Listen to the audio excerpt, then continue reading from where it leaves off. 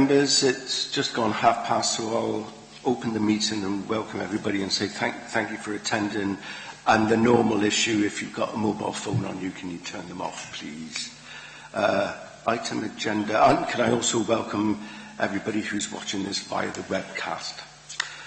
Item agenda 1, attendance. Karen, have we got any? Apologies received from Councillor Jeremiah and Councillor Owen. I put there are apologies from Councillor Taylor. He was unsure whether he'd be able to make the meeting or not. So as he's not here, I put that down. Apologies for him. And I know Councillor Owen's sick. Item agenda 2, declarations of interest.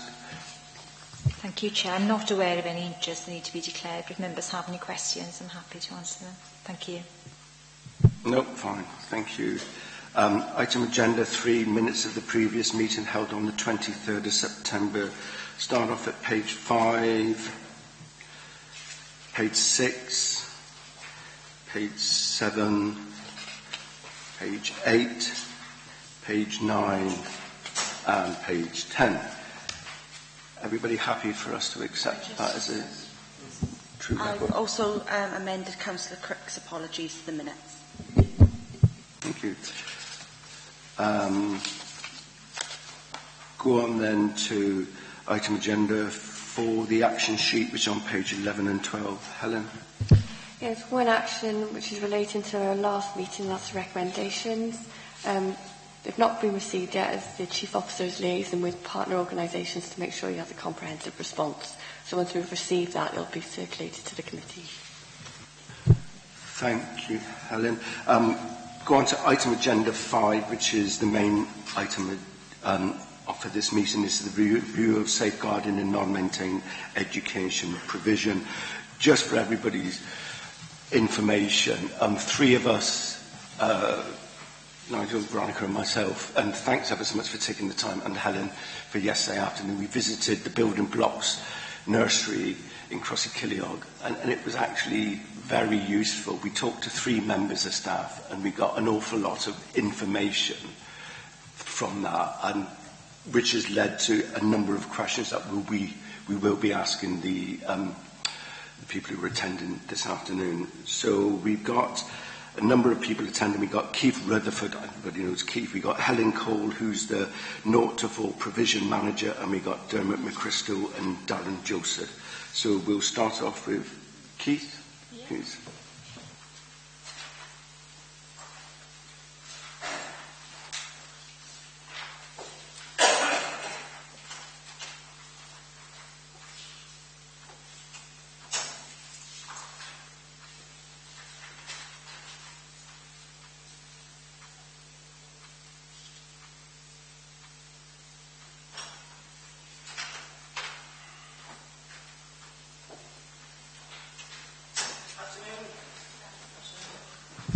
Good afternoon, Keith, and welcome. I was going to say thank you for attending, but as you mentioned on the last time, you haven't got a choice anyway.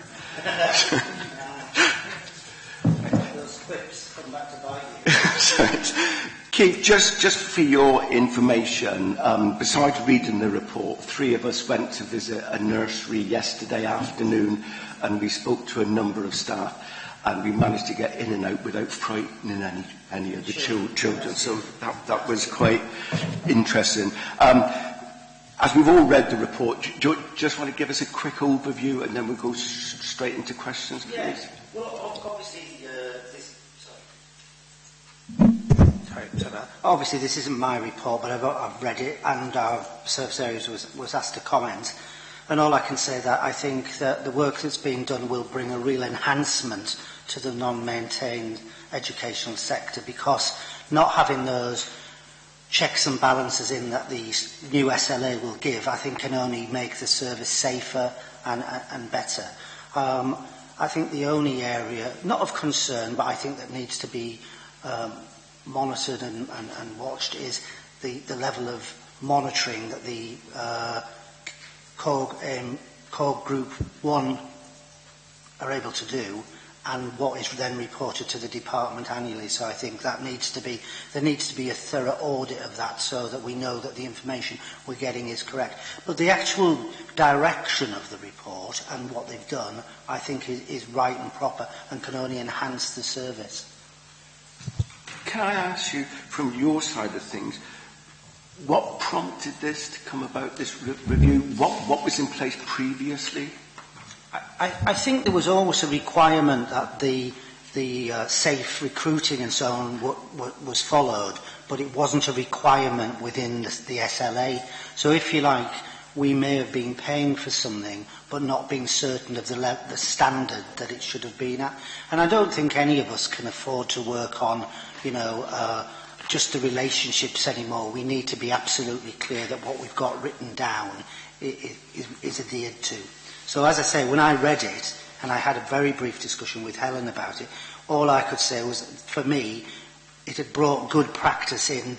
I'm not saying it was poor practice before, because there's no evidence of that in the report and nothing to suggest that's why it was done. I think it was about a tidying up exercise and looking to bring good practice to the service area. When we visited yesterday, we were quite shocked to hear that they had no prior knowledge of this. The first thing they knew was when they got an email to say, this is on its way, you've got to go through it and sign it and send it back within a few days. So we were wondering, why weren't they advised and why weren't they involved in it? I don't think I can answer that one, Chair. I think that's down to the service area. I think normally when you enter into a change of practice, you would at least consult. So I don't know why. Certainly when we do any changes to service level agreements within my service area, there's generally a consultation period. You've got to have a dialogue because they've got to have the capacity to do that. And to turn it around in 2 days, that's quite tight. But clearly they've done it because they've all... But, it's, that's, I think, something for Dermot and Darren to answer, really. Keith, just going back to our meeting last time, and which was, and it's noted in the minutes that you were saying about that more work was needed to be done with the local voluntary and independent sector on the early intervention. Now, we did ask about early intervention, and there was a feeling of caginess about it. That they felt that that they gave an example where they had done what we would class as early intervention and felt that it was not the reaction they got wasn't satisfactory for them. That they felt there was a little bit of uncertainty in that. What's your reaction to that? At one level, I'm not surprised because I think, as I said at the last committee, this is going to take some time to bed in. It's quite new for many of the providers, and particularly the independent and third sector providers. I think the people that were engaged with statutorily understand it, but I think some of these other groups, nurseries, play groups, the non-maintained sector, it'll be news to them. And I think it's, there is a rolling programme to take this out, if I understand the question correctly. So I'm not sure that it will have hit every learning environment yet. We're targeting at the moment at primary schools, secondary schools, so that's where. So the earlier ones, it'll be early days for them.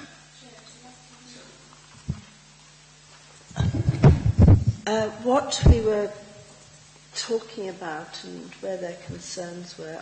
As you know, some of these are dealing not just with the 2.5s plus, they're dealing with babies onwards, and they have the children there for a long period of time and pick up where there's developmental delay and other problems.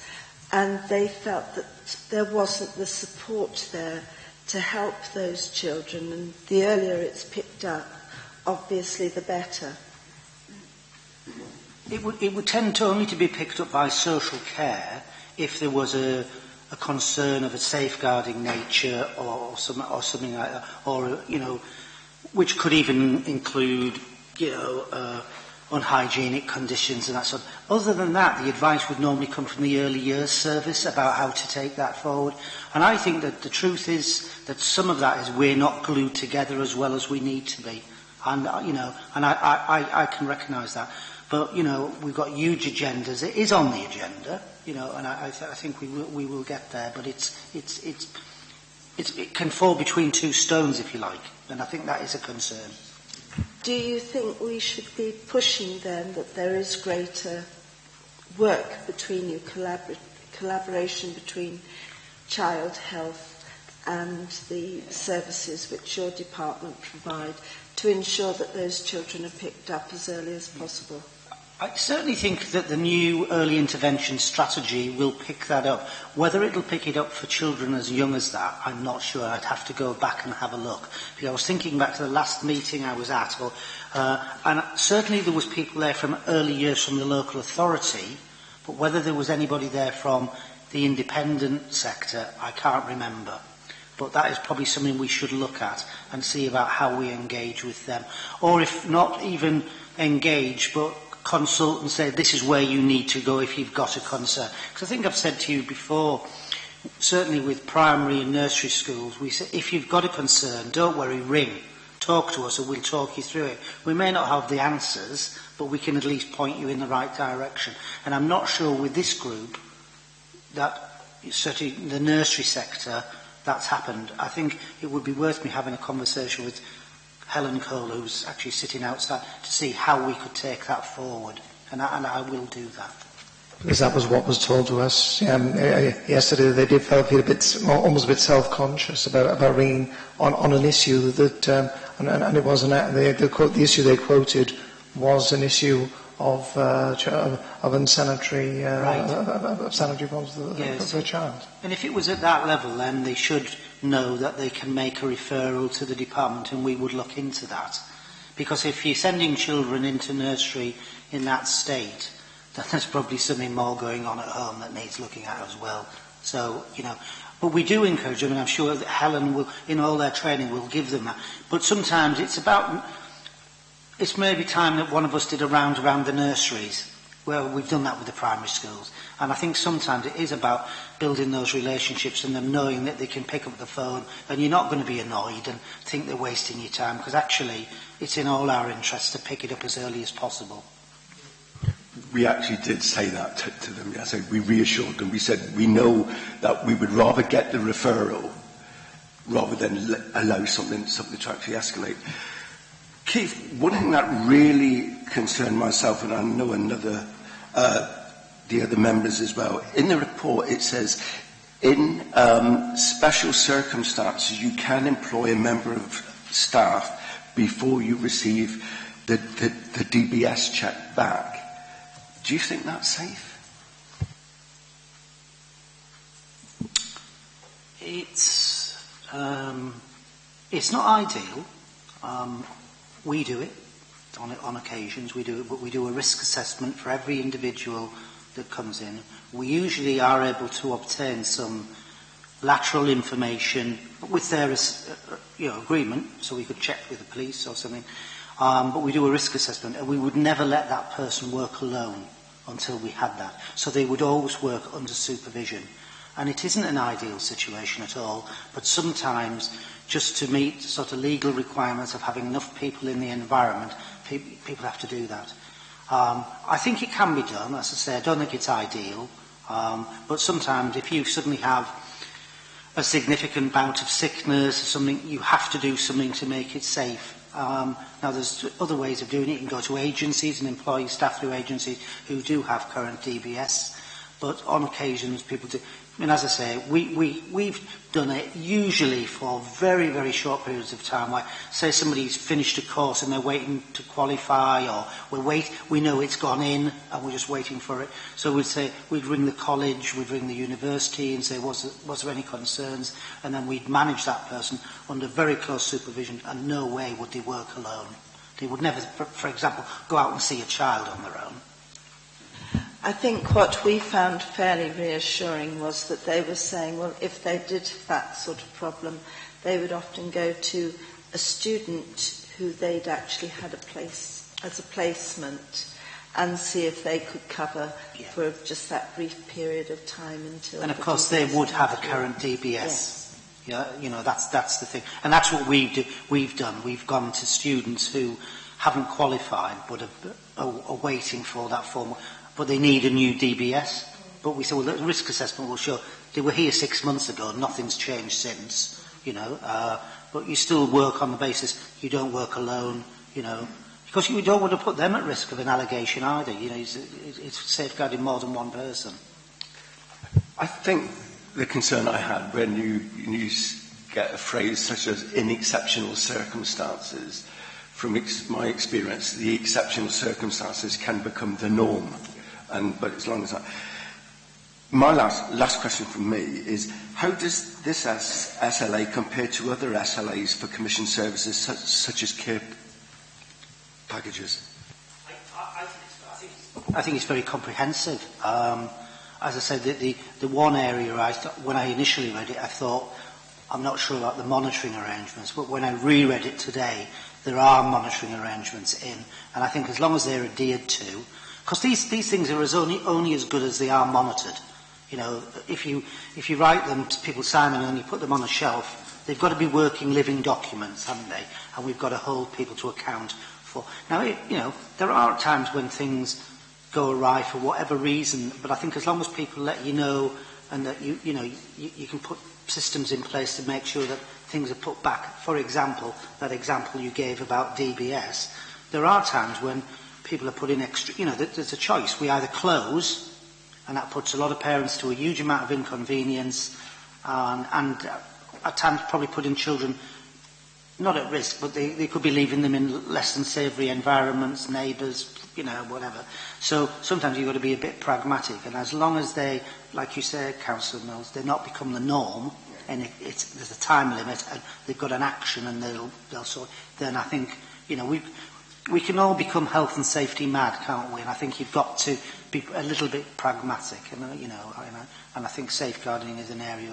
If you use sensible judgment, use local knowledge. I mean, you know, perhaps we shouldn't do it, but you know, usually somebody knows people, and it's a small area. Yeah. One thing I don't think they or we were that clear about was whether Appendix 2 had been sent to them, which covers the monitoring report and the requirements for that, and whether they were given any advice as to how to deal with the monitoring reports or not. Have they got a question and answer document that they can use as a reference point? Again, I think that's a question for education colleagues rather than myself. But I took it that it would have gone out as an appendix. I did when I read it, but that would be the norm. If we were sending an SLA out from social care and there was an appendix to go with it, we would be sending the appendix, because they can't report if they don't know what the reporting arrangements are. So and that's probably a good question, because sometimes we make assumptions that people do understand, don't we? And this is probably very new for some of these people. You know, that's the thing. It is a new arrangement. If you said your first comments were they got 2 days' notice, then you know, they do need the opportunity to talk it through and understand it, because it would be unfair to go back, wouldn't it, in 6 months' time and say, well, you haven't done what you said you did, if they hadn't been given the information that they were required to supply, I suppose.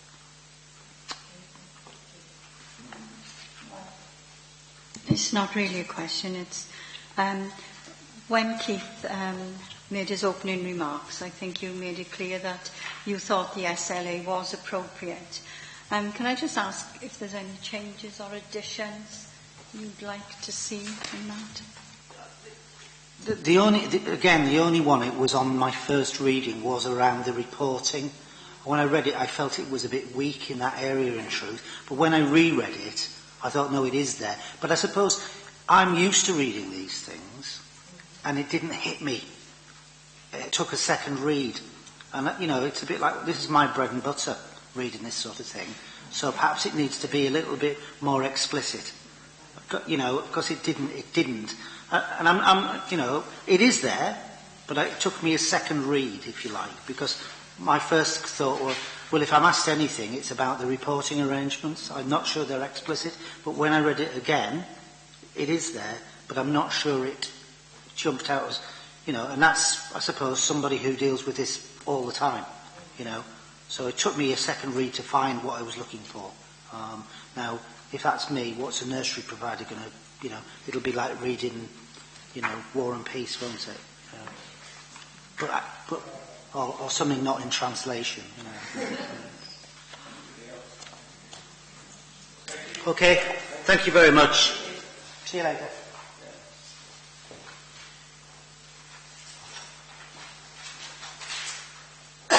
Say then, Helen. Not the other Helen. So it's Helen Cole, the 0 to 4 provision manager.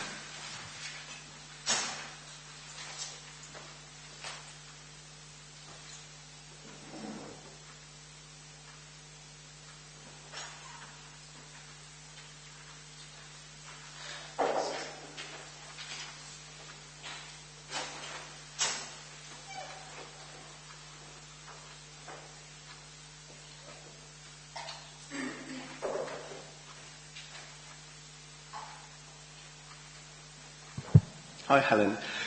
Thanks ever so much for coming. And we've all read the report, and just to let you know, 3 of us visited the Building Blocks nursery in Crossy-Killiog yesterday, and we spoke to a number of the staff, and we saw what was going on. And so we just have some questions for you, but we don't bite and we won't shout or anything like that. One of the things reading the report, and a number of us were a bit concerned about, is there's a lot of confidential information in this SLA. Are you sure that the different settings will have the provision to safeguard this information?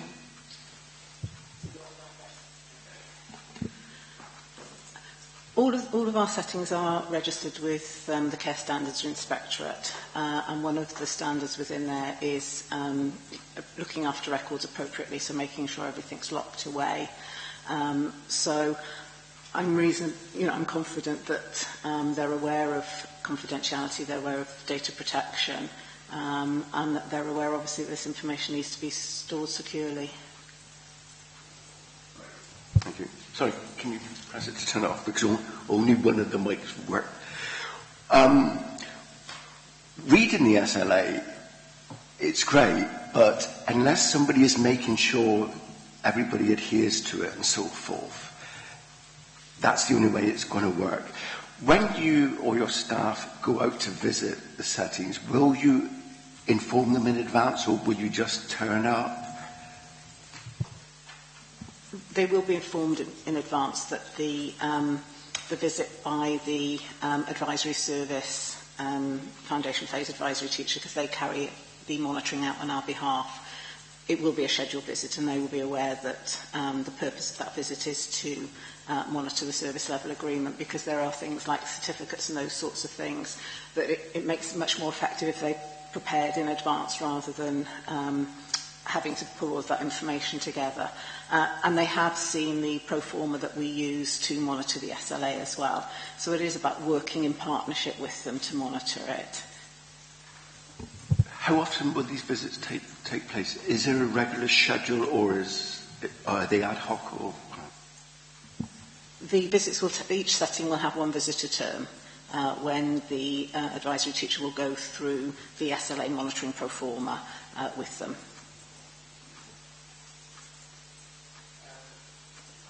Yes, yesterday was the thing about this SLA was that we were informed by the people at the nursery that it virtually appeared to them out of the blue. It just said, here it is, read it, sign it, and get it back as ASAP. I think that's a question that should go to Dermot. Not on this one. Okay, that's fair enough. I'll just...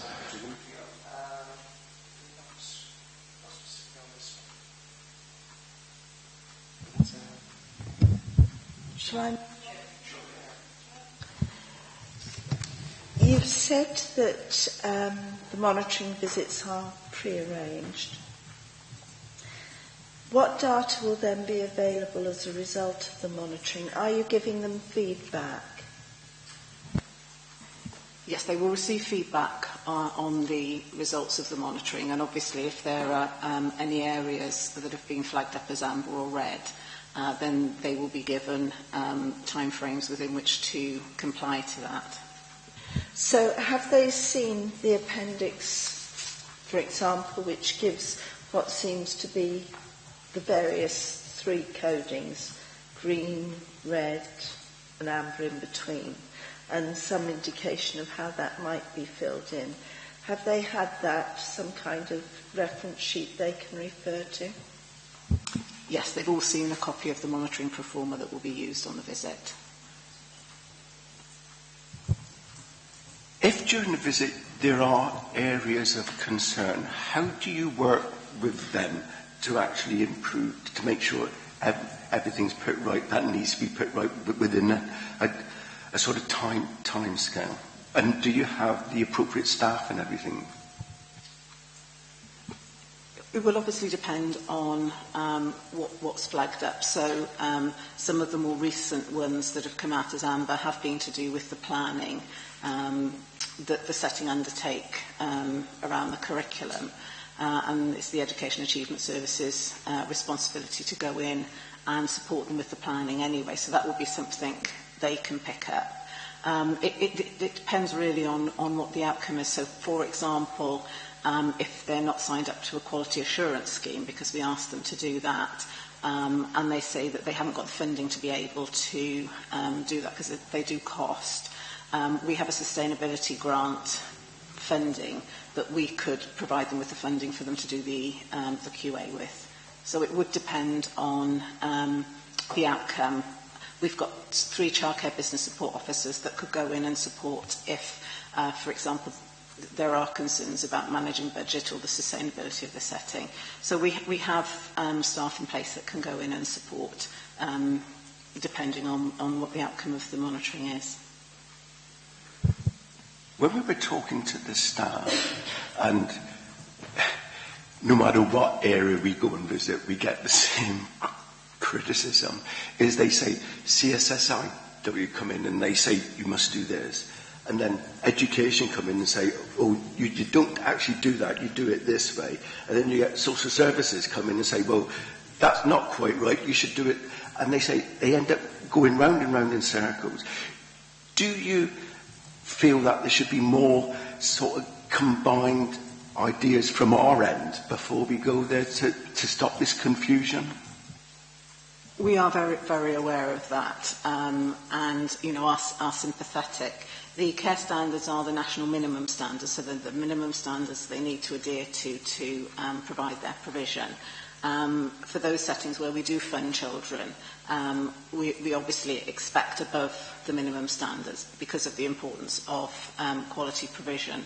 I know at the moment one of the areas that's being looked at is around environmental health. There was a E. coli outbreak in some day nurseries in North Wales, and as a result of that, there was significant guidance that came out, and certainly environmental health within the council are going in and visiting the settings. So our childcare business support officers are working very, very closely with the environmental health officers, and we have actually delivered joint training with them for the settings so that they have got some understanding and some information about what they're specifically looking for. So again, our childcare business support officers are the catalyst really, and will liaise with the various agencies to look at how we can all work together, bearing in mind they have all got requirements that do need to be met, but we are very sympathetic with them over that. You mentioned there's something that happened in North Wales which resulted in us doing something in here. Is there an all-Wales national SLA, or does each authority have their own? Each local authority, this is specifically for our non-maintained education providers, would have their own service level agreement with their providers.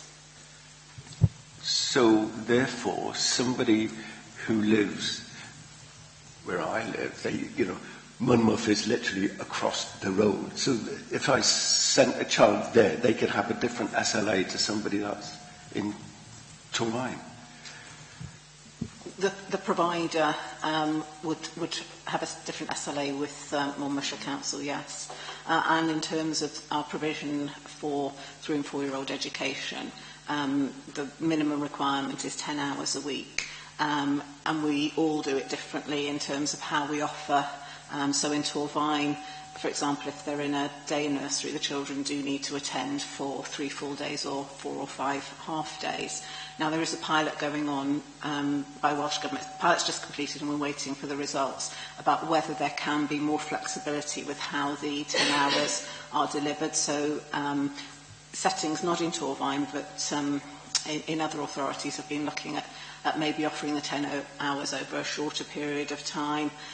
So just the different variations to be able to meet parents' needs. But at the moment, each local authority has their own requirements. But it's interesting, Sam, because we've also got EAS, which is a pan-authority organisation working with different authorities. So it does seem strange that we've got EAS who are working with all the authorities to try and raise standards, hopefully together, and yet the actual SLA, as I say, can be different from. Also that I'm just on the board of Monmouthshire, but also there are parts of the authority which are just, as I said, where Councillor Graham is right on the board with Newport, and also just on the border with Caerphilly as well. It does seem, and particularly now that we've got EAS as well, which is working jointly with all the councils, it does seem rather strange.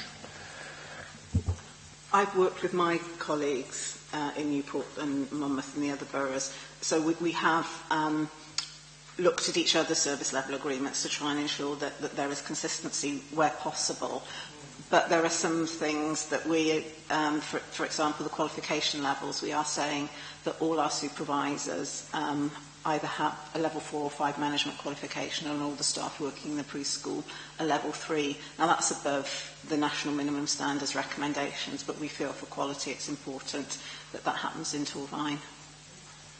So we are reassured then that people like yourself are communicating with your equivalent in other neighbouring authorities, so that does give some reason. Anybody else want to ask a question of Helen? No. About the non-compliance resolution, what processes would be put in place to ensure any actions or action plans are adhered to, and would they be effective?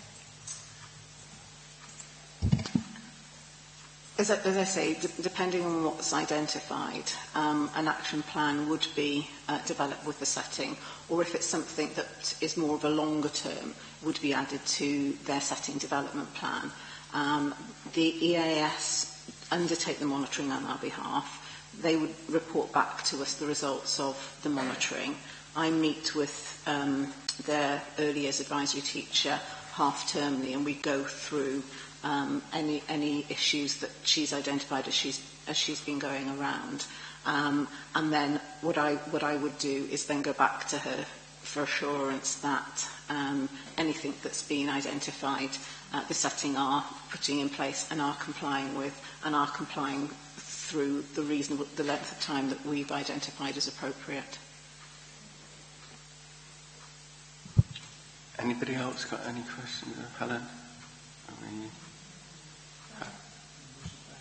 Sorry. Can I ask what support would be available, to the settings to resolve non-compliance issues, if they couldn't come up to your standards? Have you got something? We would hope to work with them in terms of whatever's identified through the monitoring visits, and would set them timescales to comply. I mean, I have to say we've got 16 settings in Torvine, and they are good quality settings that we have a very good relationship with. But there are processes that should be identified in the service level agreement if, after all the support that's been put in, and if they still fail to comply and we think it's not appropriate to fund them, then there's a process we will follow to recommend that their status is withdrawn. Everybody happy? I was just wondering, Chair, if that fitted in with our question about how will lessons be learned. I think it probably covers it, doesn't it? Helen, can I? Sorry. We're talking about, on page 17, about additional requirements such as the requirement for the designated safeguarding officer. One thing is about if extra training is needed, who would provide it, who would pay for it? In terms of safeguarding, we do ensure that we provide training locally. There's obviously training through the local safeguarding board, but I know settings have reported back to us that it's sometimes difficult to get on the training. The courses are full quite soon after they've been advertised. So we have a workforce development officer, and we do a training audit every year, and we ask the settings to identify what training is required within their setting so that we can plan to put a programme on. All of the designated officers within the settings at the moment have got level 2 or level 3 safeguard, have been trained to that level. And Children in Wales are providing a specific training programme now for designated safeguarding officers, because the level 2 covers things like referral attendance at case conferences and call groups, but it's just reinforcing the roles and responsibilities of the designated safeguarding officer. Some of the settings obviously have children who are not covered by the payments that Torvine makes. How does that impact on them? Do they have to pay for some of these services? No, the training that we offer is available to all our childcare settings. Helen, thanks ever so much for attending. See, it was quite painless, wasn't it? but we do very much appreciate the information you've actually given us. Thank you.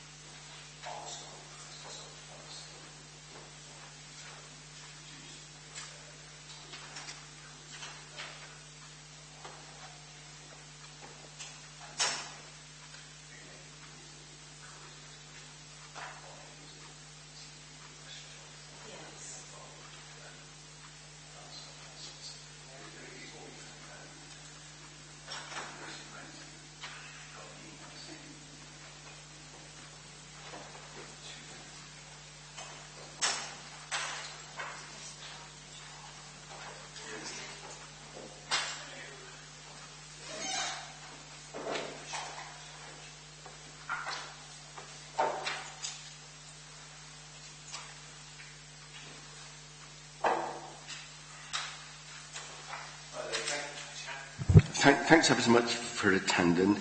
As you know, we've read the report, and for your information, 3 of us went and visited a nursery yesterday afternoon, and we spoke to a number of the staff, and we got a lot of information out of them.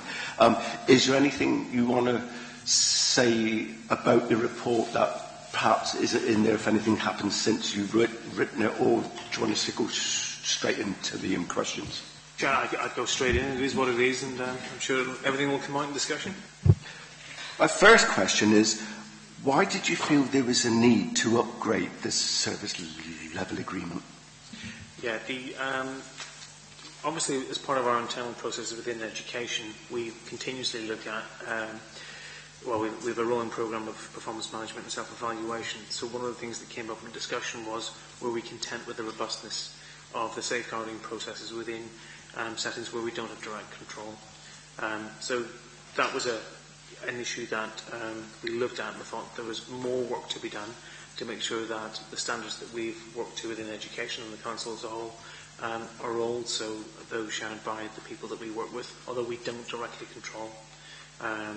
So for us, that was something that we needed to address, and it's something that we look at with any partner organisation, be that the EAS or be it with other organisations that we work with. For example, services that we buy into across the education services across Gwent.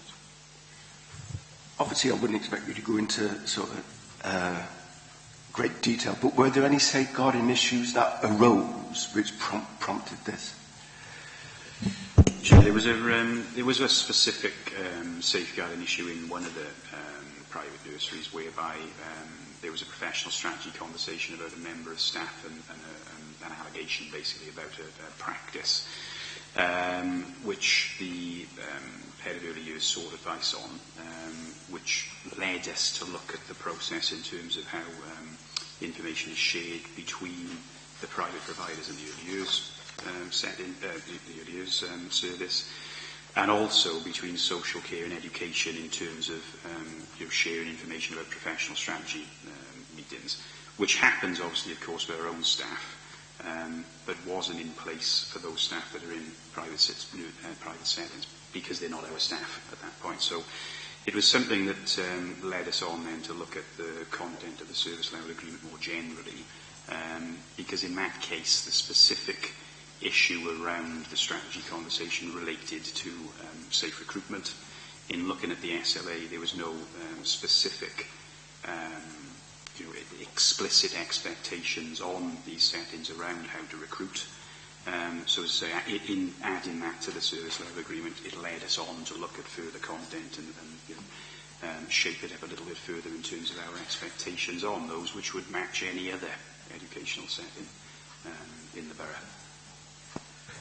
Were the non-maintained settings involved in the development of the SLA? Because we were quite shocked when we spoke to the staff yesterday and they said, we didn't know this was coming, we just got an email and we were told we've got a couple of days to sign it and send it back.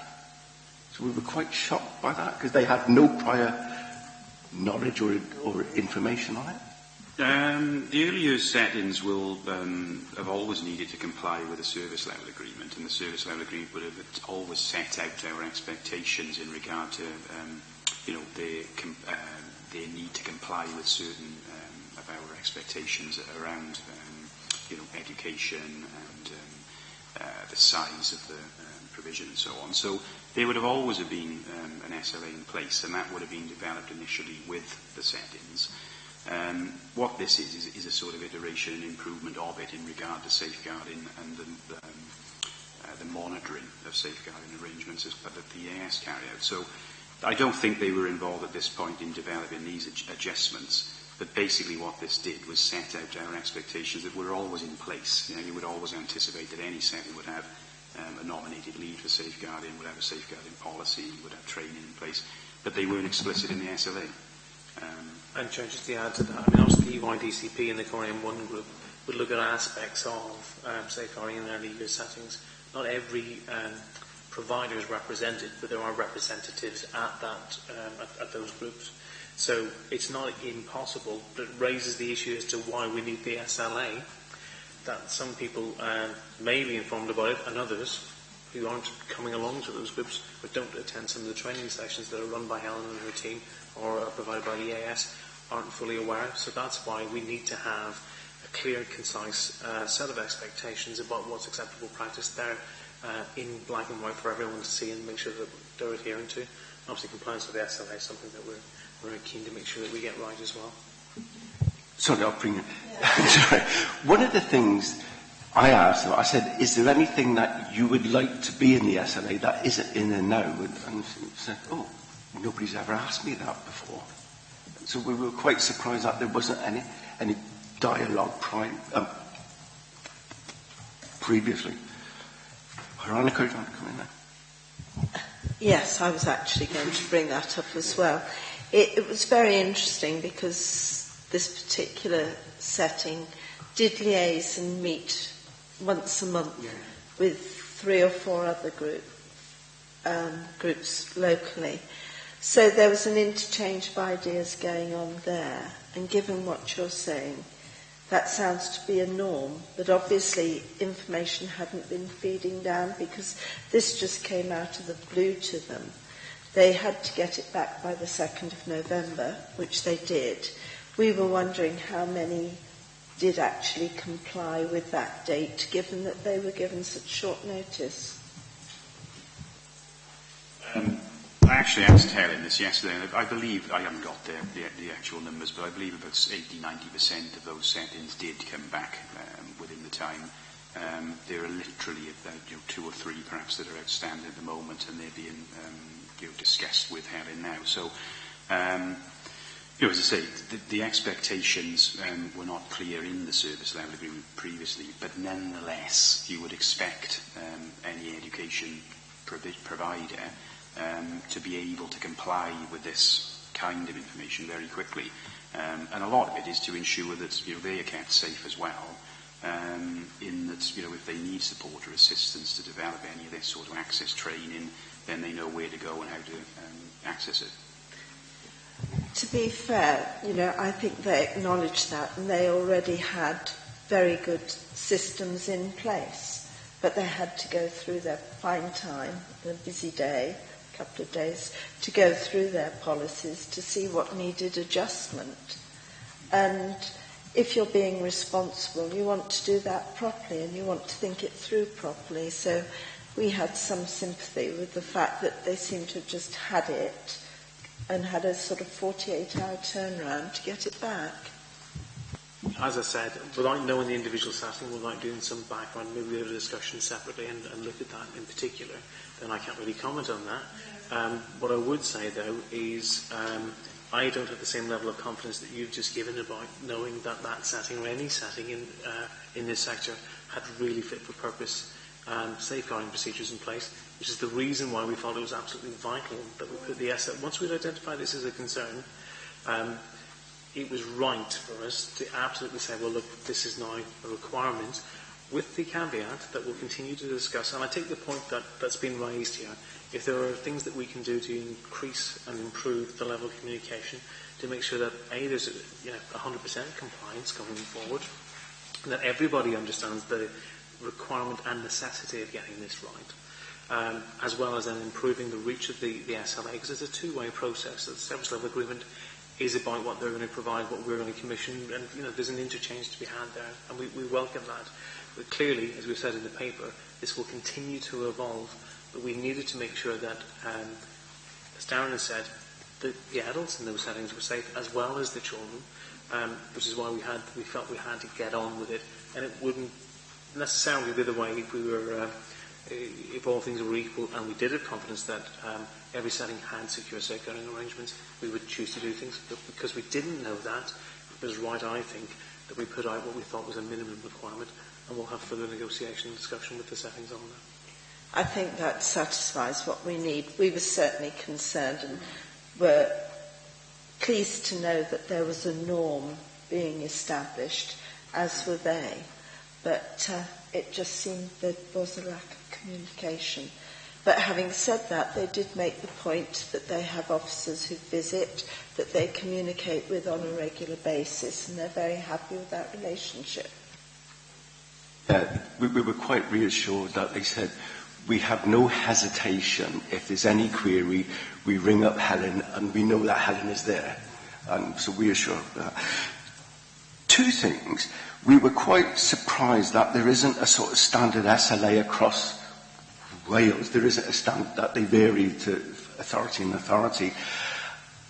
One thing that came out from our visit yesterday, and we hear it no matter where we visit, it's the same thing. They say, CSSR come in and they tell us, we've got to do it this way.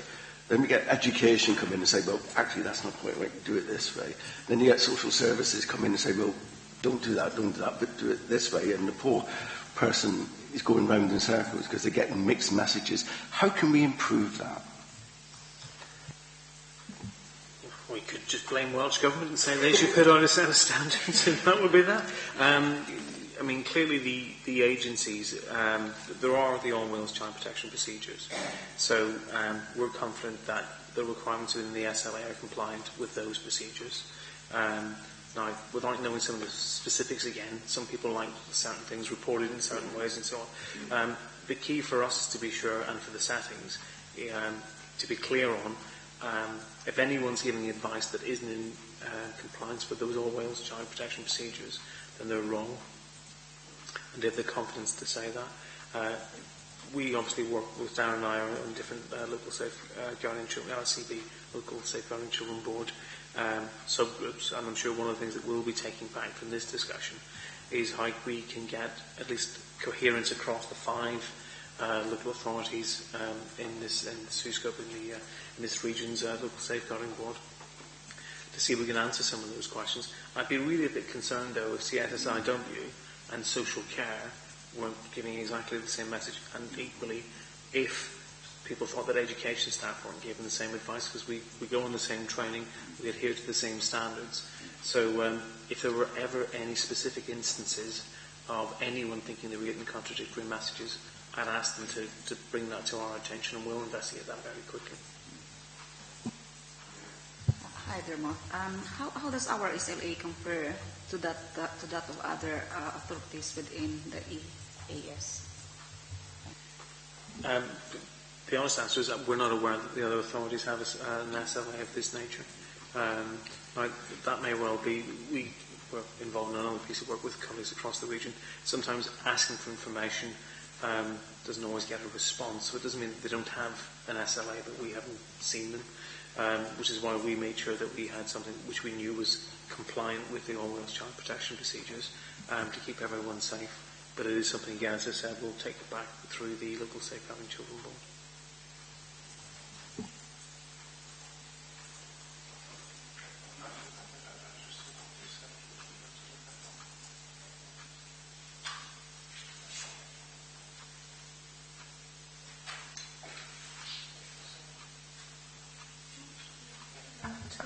Yes,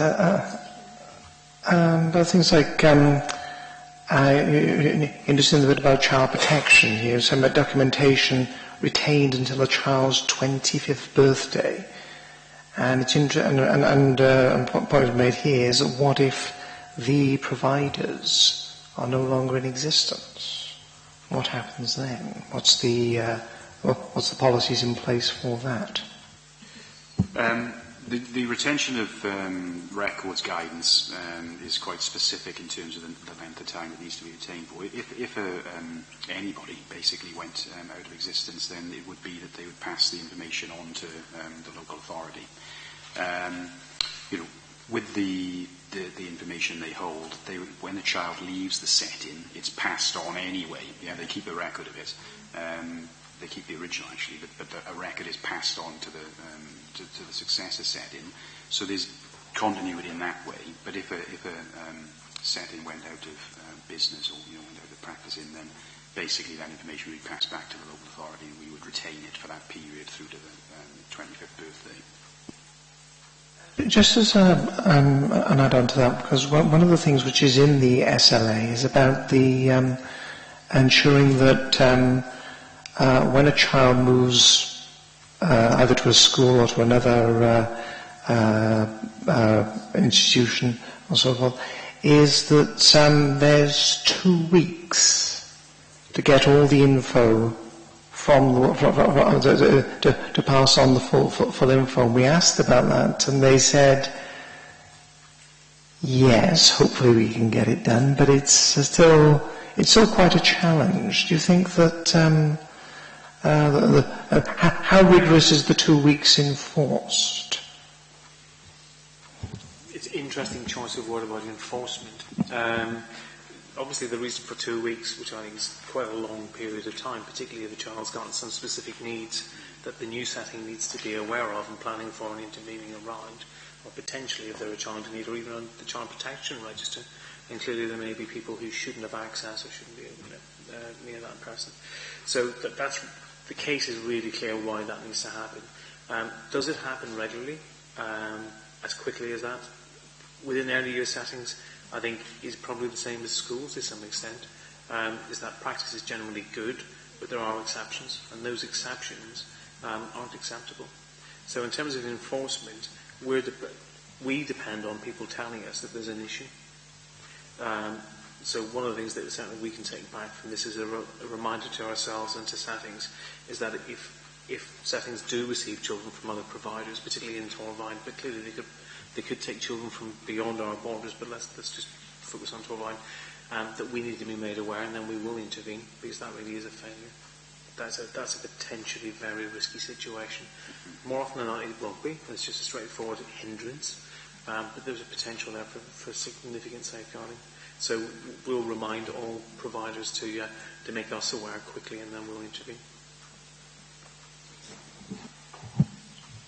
Just bearing in mind what you were saying about children who may have problems and moving on, thinking backwards, the children under 3, a lot of these settings take children from very small babies, and they know the children very well, and they can pick up when there's developmental delays.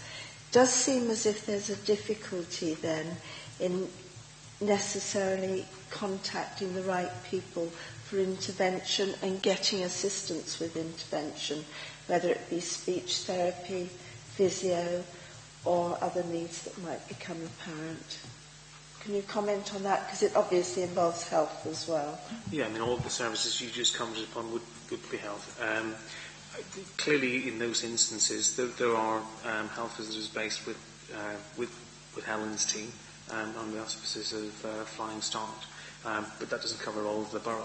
So I think there is an ongoing issue about how do we get greater join-up between health services, particularly the therapies that you've named, and ourselves and other providers.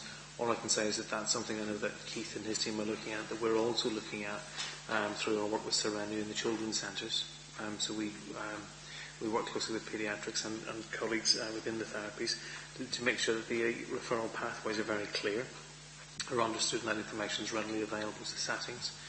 And clearly through some of the work that the partnership is doing, the Children and Young People's Improvement Partnership Board are doing, around joining up the services within the local authority and other providers.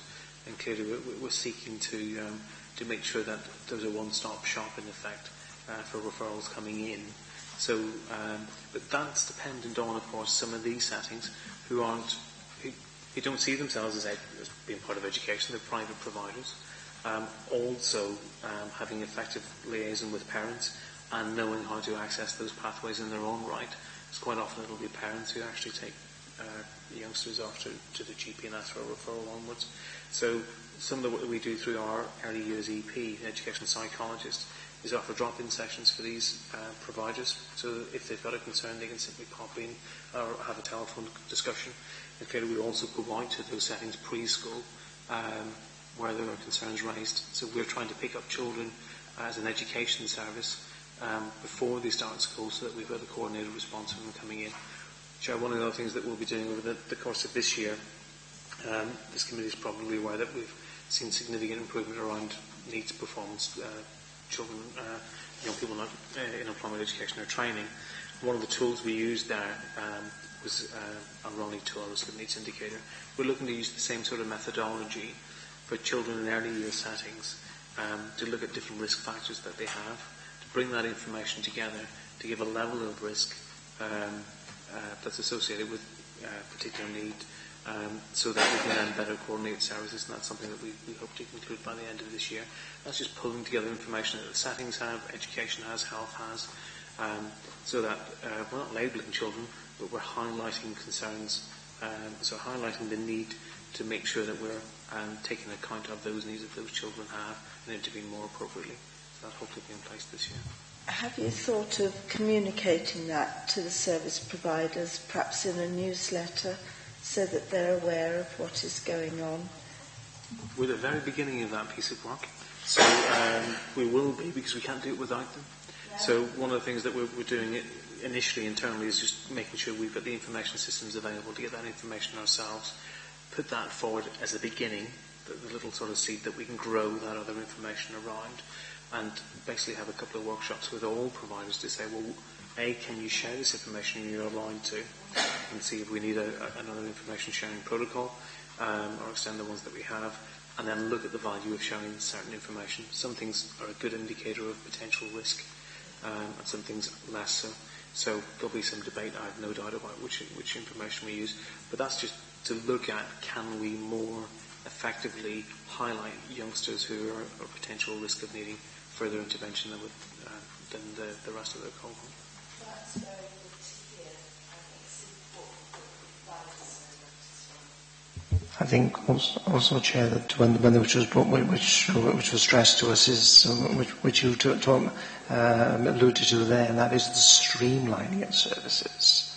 That it's all much more easier to get to. That because the thing is, at the moment it's here, there, and everywhere, and also the sense that are the different parts of the service talking to each other, which is the thing which has been a bane for many of us for many years.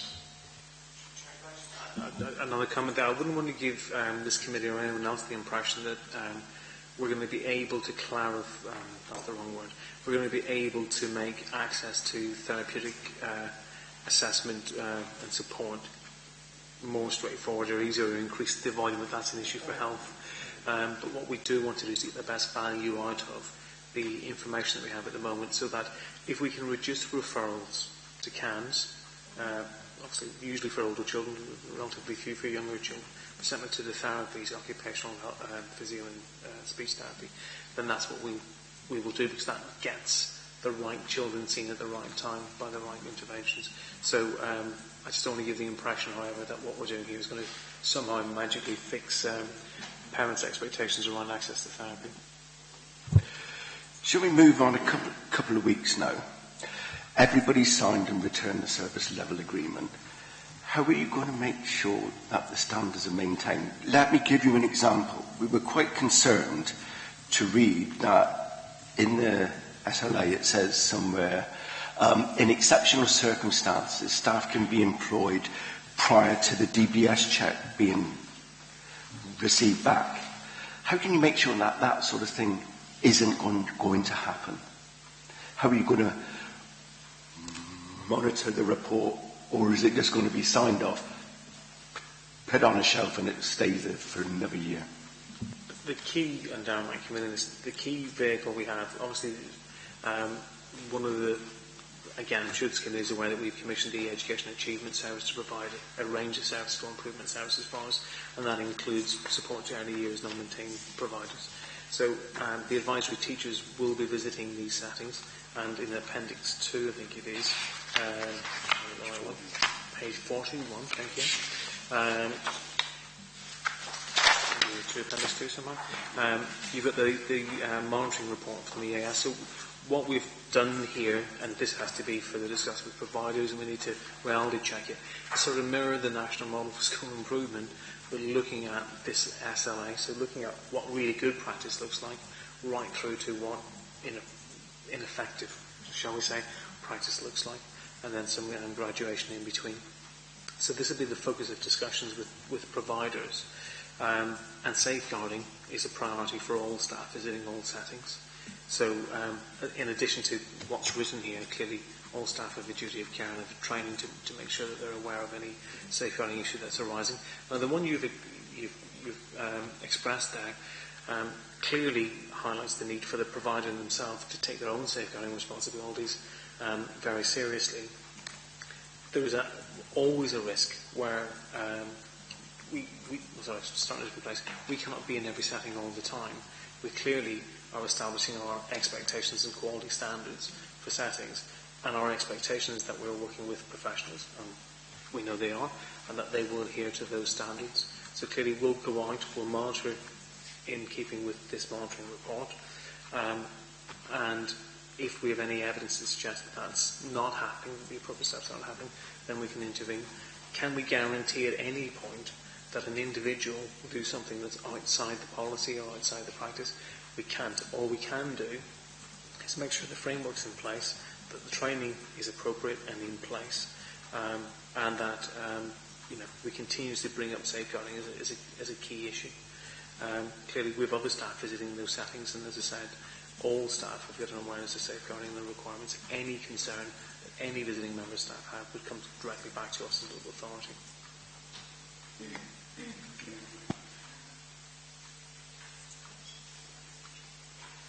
Yeah, the thing that concerned me is I think it says in exceptional circumstances, and I know from experience exceptional circumstances become the norm, if you know, and the standard comes down because there's that, yeah. So, Chair, there will be occasions where, in any setting, so in our schools, there will be an exceptional occasion where a member of staff is employed before the DBS check confirmation comes through. And that is the purpose of the risk assessment. So the risk assessment in those cases would generally say that, yeah, the member of staff can work in the school, but not in any unsupervised way with children. And that's the safeguard that's in place until that DBS check is through. So the risk assessment process is consistent, and again, it's something that we try to include in here. It isn't an appendix to this, but the risk assessment that the settings are now using is the same as the risk assessment that we would use in our own educational settings. Anybody have any other questions at all? Yeah, sure.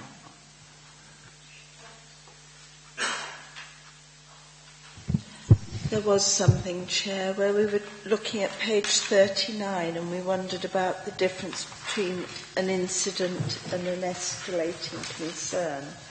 So it's Appendix 2.2, page 39.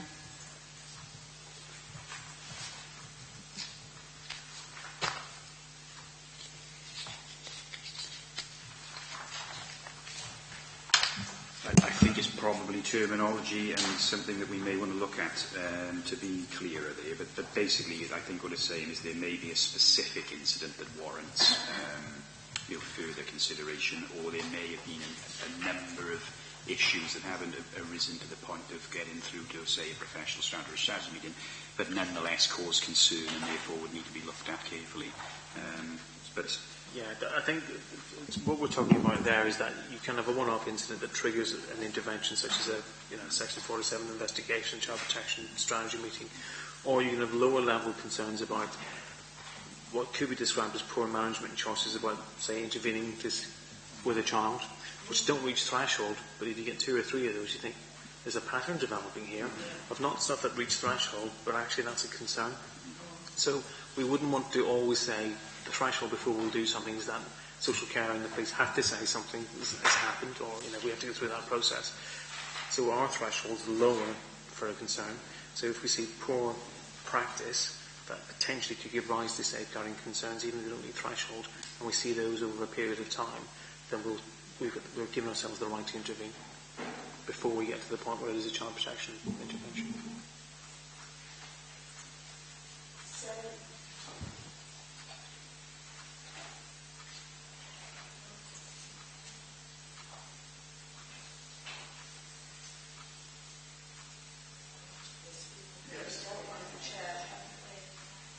There is only one thing, and I know I'm being very nitpicking here, but if you have a look on page 17, where the first bullet point, it says to notify the no provision manager at the earliest opportunity. I think we need to be, the earliest opportunity to you could be completely different to what my early opportunity. I think we need to put in things like the second work by the 2 clear working days or something like that, just to clarify those points. Do you see what I mean? Can you direct me on page 17? Page 17, where it says DSLA. Yeah, the first bullet point. Yeah. Perhaps it's a nitpicking thing, but I think we need to, it will be useful to put in. I mean, to be honest, one of the things that certainly all the training and I'm not giving anything away. One of the questions we ask in almost every job is we give a scenario whereby an incident's happened, and it's happened early in the morning, and then we ask the interviewee, you only get this report at 3 o'clock, so what do you do? Because basically our expectation is as soon as something happens that needs a response, it's dealt with immediately. That is the priority. So, the earliest opportunity for us is the same day, so I don't think there's any issue with us putting that in and changing it. It's helpful. Thank you.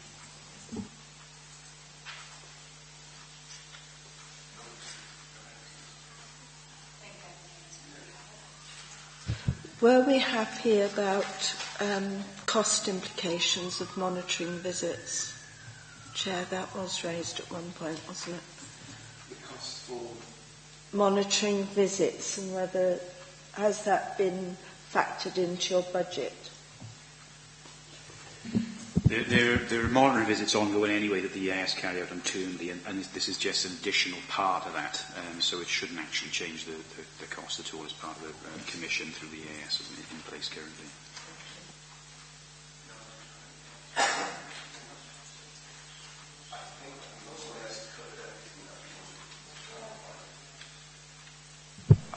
I think that's great. Thank you so much. That's brilliant. Thank you. Oh, sorry. No, there's always one. Yeah, I think the best example about how lessons learned be used to avoid further instances of non-compliance across the sector. Will we hear will there be both the spreading of, but also the spreading of good practice as well? We'll ensure that good practice is spread, but also to say, there was this incident, and just to let you, just to flag it up, just to ensure that it's a warning for other organisations. Is there a thing in place for that? Yes, there is. We currently share lessons as they occur throughout the year, but in addition to that, there's an annual report that captures all of those things that goes to Dermot.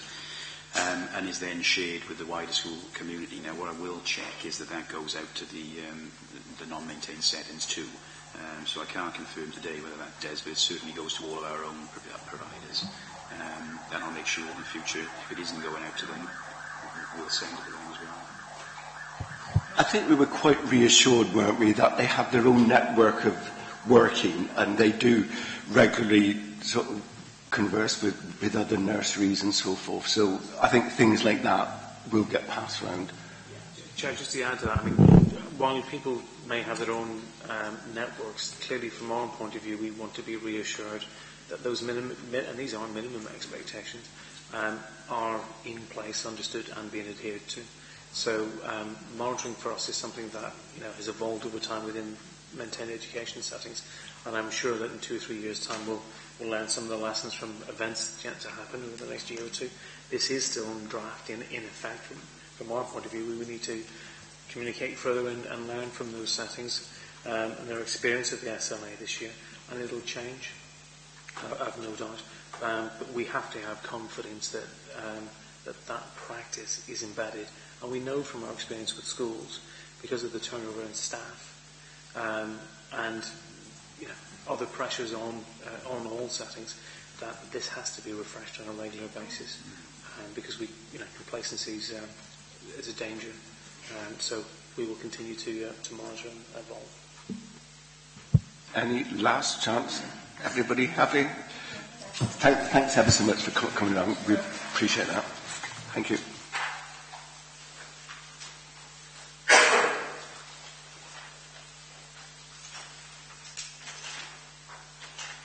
Thank you. We now have to go through and come up with the recommendations. Helen? Sorry. I've made a few notes. I think we need to listen to, obviously I've listened to your debate, but if you could come forward with your preferred recommendations, I'll make a note of those for you. I think overall I was quite reassured from the visit yesterday, from that end, and also from what we've heard today. They do recognise that it's not a document really just get it all in, sign it off, put it on the bookshelf, and then 12 months' time we take it out again. They are going to regularly monitor, but I think we have to have a recommendation worded in the way that we wish to be reassured that there is a robust mechanism to monitor it on a regular basis and to disseminate throughout the borough of any potential shortcomings that they find in one place that could affect others. I don't know how you're going to actually word that, but... Well, we're asked to comment, sorry, on the robustness of reporting and monitoring arrangements. And obviously they're putting something in place which is much more robust than existed before for these particular settings. They're embracing them within the educational department that we have, which is good. And they're linking in with social services and with health, which is extremely important with this. Okay, so I think it's important to establish if you support the SLA in its current format. Well, I'm quite happy. Yeah. And aware that it's something that's going to grow and progress. Okay. The information they gather, it's got to be used in the right way. I think that's the end of it, you know, as you said. You know, as long as the information is put to good use. That's what I think. Do we also want to add, Veronica, something you were leading on, that they actively encourage the settings to refer if they find that they have concerns about a child? You know what I mean? What you were saying, that so that they actively encourage the settings to refer those children to the appropriate authority. They're saying they're doing a piece of work at the moment, but still in that interim period, I do feel that the settings need to know that the settings have got support, and they do need to know who they can refer to, which hasn't come out today. Okay, I've noted that. And also, again, to reassure the settings that if they have a concern, to refer it in immediately, as opposed, because we were talking to them yesterday and they said, oh, sometimes we have a concern about a child, but we don't want to be a nuisance and over-refer, and we reassured them. But I think the other nurseries might be in the same position where they think it might be nothing or it could be something, so we'll wait and see what happens. Well, the longer you wait, the problem could escalate more. So I think they need to give that reassurance. It's linking the family in as well. Yes. And very often, and I think we often forget this today, if both parents are working, they aren't seeing or knowing the child as well as perhaps the staff in those settings. And it's very important, therefore, they have a very close link, and that through that it leads through to, be it health or education. I also have other points that you mentioned during your discussions. Consult with settings when making developments and improvements to policies, which I think was evident yesterday.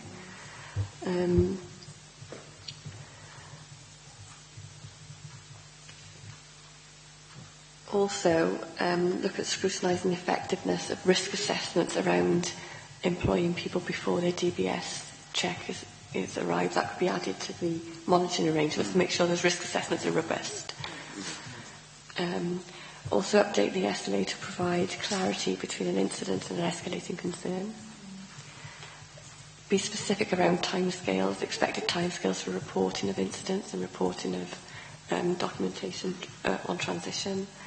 And check that the annual report is disseminated to non-maintained settings as well as maintained settings. I think that's all I've got. Everybody happy with those recommendations? Is there anything else that I've missed or you'd like to raise? I think what I'll do is we've done on all the previous meetings. Helen and I will work together to word these, and then I'll email them out to you, give you a couple of days to look at it, and if you wish to come back to me, and if I don't hear from you by the Friday lunchtime, we'll ring them off. Okay. Go on to item agenda 6 then. Discussion on the item to be taken at the next meeting. We've actually already discussed it. Sorry. Right, for the next meeting, we're looking at the impact of additional responsibilities on the 16 plus team, the leaving care team. There's been changes in at what age care leavers move on. So that brings additional responsibilities to those teams. So we're looking at the impact on that. I think there's a big push now throughout to say that when somebody gets to 16, they just don't stop to be a child, so therefore we don't have any more responsibilities for them. We've got to make sure, but we've got to make sure we've got the system and the staff and the mechanism to look after them. So I think that's what we're going to be looking at there, because this is, personally, I think that 16, say, to 20 is a really vulnerable area for any person, and they can go off the rails very, very quickly, and we need to have the mechanism that they can develop naturally and make the mistakes that we've all made when we were that age. But there is the mechanism, if somebody is going off the rails, we can do something about it. Sorry for... So are we looking at the young vulnerable adults as well as the normal young adults who may have problems and need support? This is around care leavers, so they would have been looked after. I think it's interesting, Chair, that there was actually there is a report today talking about care, about care leavers, and about saying about the problems of underachievement of care leavers in our education, about people in care in the education system, and for no good reason. And I think there's still that there is still that feeling of they're in care and that sort of thing. It's but it'd be interesting to see. Right. Okay, then that's just to let you know the next meeting is on the 20th of January, and the pre-agenda will be the Monday beforehand. And at that meeting, we'll revert back to where we were hoping to be for this meeting. It'll be in the morning, not in the afternoon. Okay. Yeah. Yeah. Any questions? Everybody happy? Great. So I'm closing the meeting then. Thank you. Thank you.